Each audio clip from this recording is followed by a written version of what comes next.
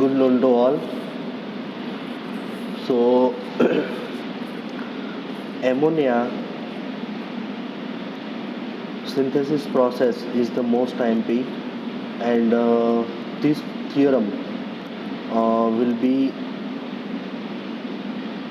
most important in the GTU examinations. So, આ theory છે એ ડ્રેડન્સ outline of chemical technologies જે book છે બરાબર, which is four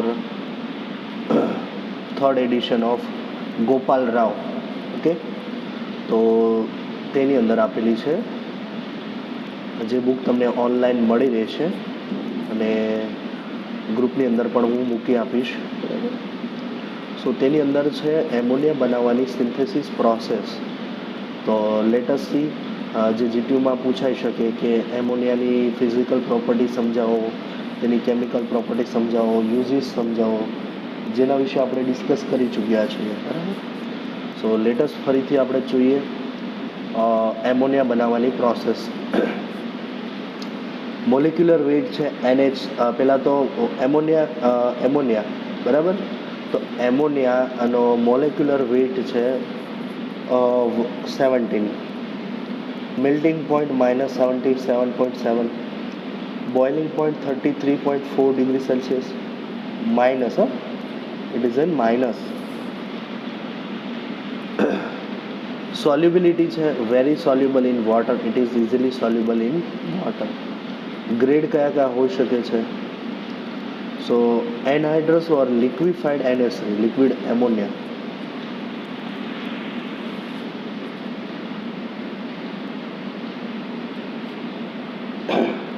store at 80 degree Celsius, 80 degree Fahrenheit. Okay, આટલા degree પર એને સ્ટોર કરી શકીએ. અને પ્રેશર કેટલું હોય? 175 PSIG.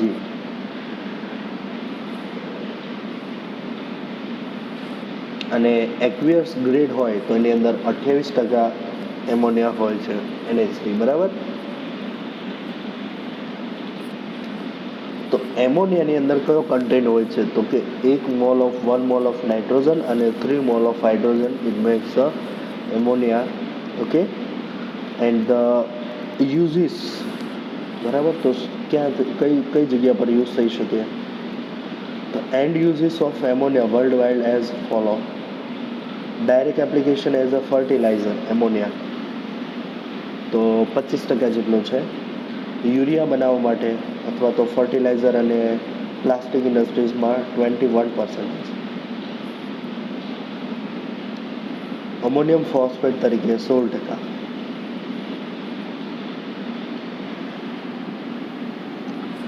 નાઇટ્રિક એસિડની અંદર છે 12%.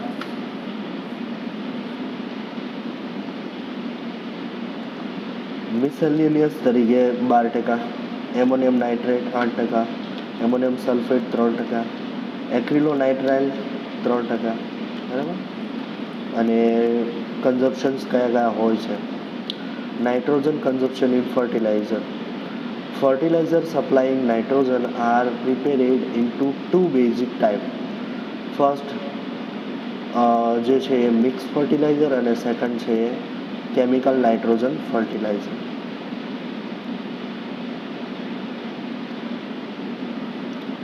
So mixed fertilizer, these contain 3 principal element: nitrogen, phosphorus and potassium, NPK. The composition is expressed as weight percentage of total N available, P2O5 and soluble K2O. જેમ કે જે રેશિયો છે 5, 10 અને 5. બરાબર, તો એનો મતલબ 5 શું છે?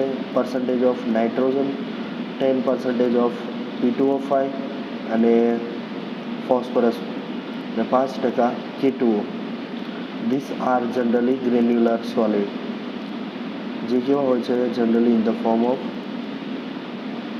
Granular form. બીજા પ્રકાર છે જે છે એ કેમિકલ નાઇટ્રોજન ફર્ટિલાઇઝર, જે chemical compound used separately where direct application is required. Okay. So એની અંદર છે પહેલું, મેથડ ઓફ પ્રોડક્શન, કઈ પદ્ધતિથી બનાવી શકાય.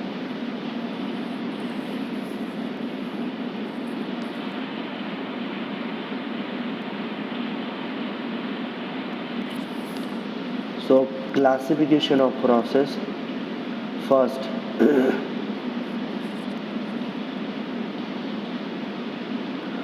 all process of synthetic ammonia NH3 are based on the pressure catalytic reaction. જેટલી પણ રિએક્શન છે એ શું છે? કેટેલિટિક રિએક્શન છે. એ શેની છે? નાઇટ્રોજન અને હાઇડ્રોજનની. બરાબર, નાઇટ્રોજન અને હાઇડ્રોજન.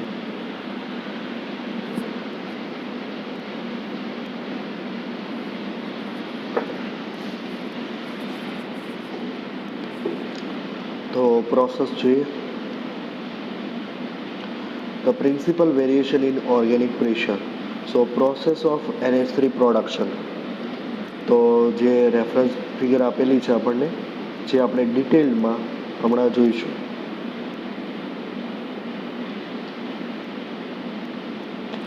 કેમિકલ રિએક્શન શું હોય છે? જ્યારે પણ થિયરી પૂછાય છે કે એમોનિયા પ્રોડક્શનની રીત સમજાવો, બરાબર, સિન્થેસિસ પ્રોસેસ, તો તેની અંદર તમારે ફિઝિકલ પ્રોપર્ટી, કેમિકલ પ્રોપર્ટી સાથે સાથે કેમિકલ રિએક્શન કઈ થાય છે તે બધું જ મેન્શન કરવું જરૂરી હોય છે. તો નાઇટ્રોજન અને 3 મોલ ઓફ હાઇડ્રોજનની આયનની સાપેક્ષમાં જે રિએક્શન થાય છે, બરાબર, એન્ડોથર્મિક રિએક્શન, તો તેમાંથી 2 મોલ ઓફ એમોનિયા આપણને મળે છે.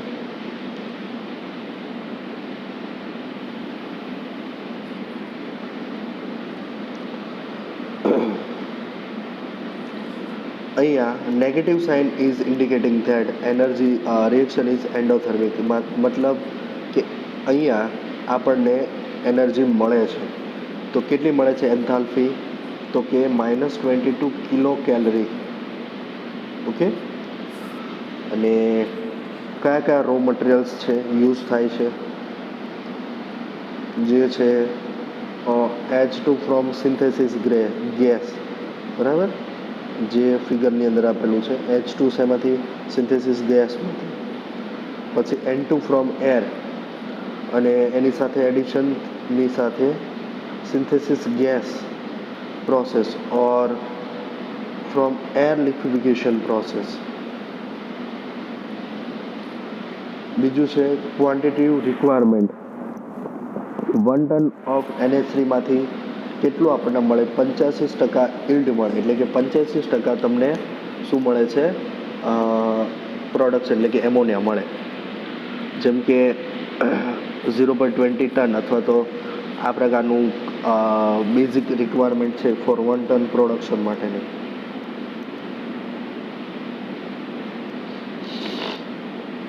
ચાલો પ્રોસેસ ડિસ્ક્રિપ્શન જોઈ લઈએ, કઈ પ્રોસેસથી બનાવી શકાય. એમોનિયા સિન્થેસિસ ગેસ, આ જે પ્રોસેસ છે એ શું છે? Ammonia synthesis process. 3 mall pure hydrogen versus 1 mole of pure nitrogen is compressed to the operating pressure 100 to 1000 atmospheric. Okay, આટલું હાઈ પ્રેશર પર, ડિપેન્ડિંગ ઓન કન્વેન્શનલ રિક્વાયરમેન્ટ, જે પ્રોસેસ રિક્વાયરમેન્ટ હોય. પછી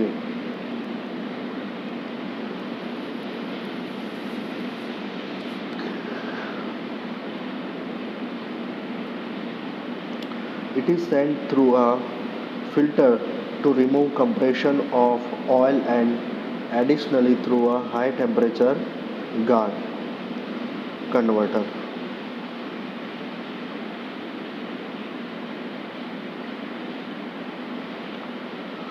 CO and CO2 to CH4 and remove traces of hydrogen of H2O, hydrogen sulfide,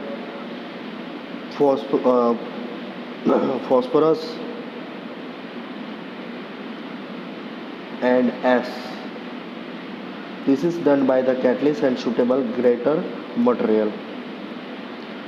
The relatively cool gas is added along with the outside of converter tube wall to provide cooling so that carbon steel can be used for the thick wall, pressure vessel and internal tubes.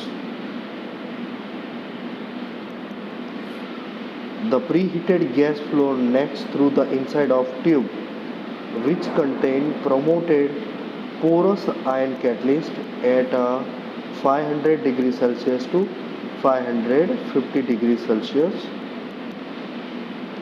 જે temperature range આપેલી છે for the ammonia product.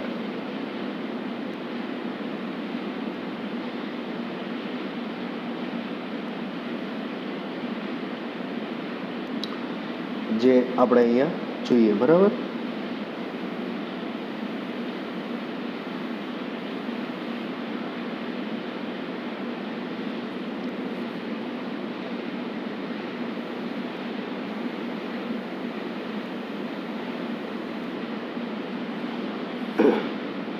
સૌથી પહેલાં જે ammonia બનાવવાની જે પદ્ધતિ છે તેની અંદર જુઓ તો ક્યાંથી સ્ટાર્ટ થશે, બરાબર.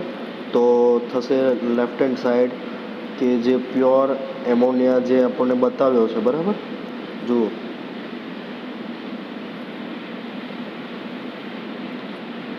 Pure synthesise ammonia synthesis gas જેની અંદર લેવાનું છે 1 મોલ નાઇટ્રોજન અને 3 મોલ ઓફ હાઇડ્રોજન. એ શેમાં જાય છે? કમ્પ્રેસર. આ જે છે ને એ કમ્પ્રેસર છે. કમ્પ્રેસરની અંદર જાય છે અને કમ્પ્રેસરમાંથી ક્યાં જાય છે?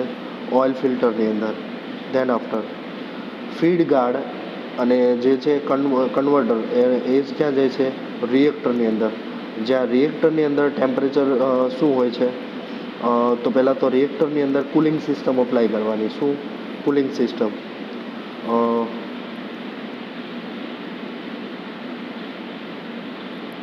તો કુલિંગ સિસ્ટમ તરીકે કુલિંગ ગેસ હોય, કુલર ગેસ, બરાબર. ત્યાં રિએક્ટરનું તાપમાન જે હોય છે ને એ કેટલું હોય? 500 થી 600 ડિગ્રી સેલ્સિયસ અને પ્રેશર કેટલું હોય? 100 થી 1000 જેટલું, બરાબર. તો આ જે છે ને એ શું છે? રિએક્ટર છે. This is a reactor. આ રિએક્ટર છે, બરાબર. નેક્સ્ટ હવે પછીની પ્રોસેસ શું થશે? હવે પછીની પ્રોસેસની અંદર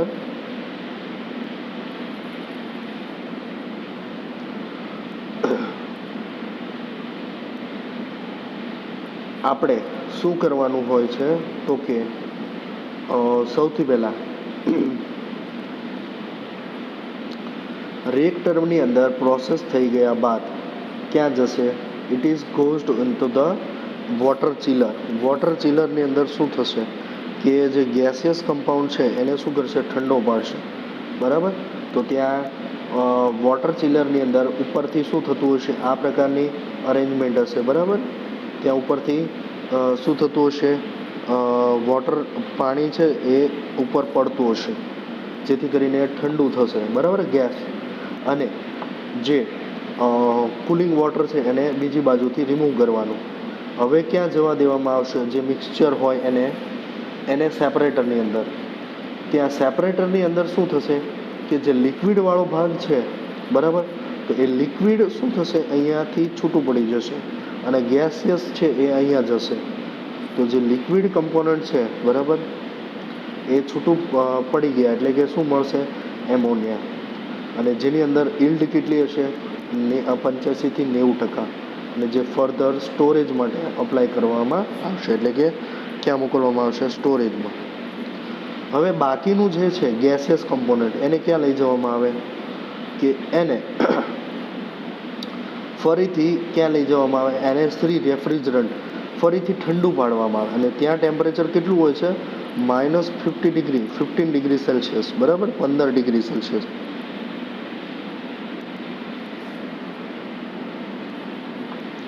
જુઓ એટલે કે -15 ડિગ્રી સેલ્સિયસ પર હોય છે અને ફરીથી એ લિક્વિડ થઈને જતું રહેશે.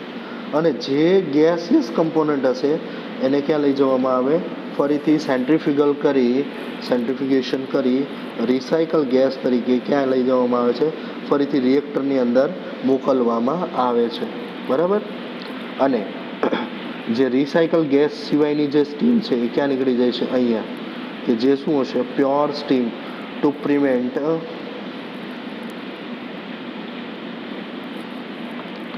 Accumulation of dilute such as argon. બરાબર.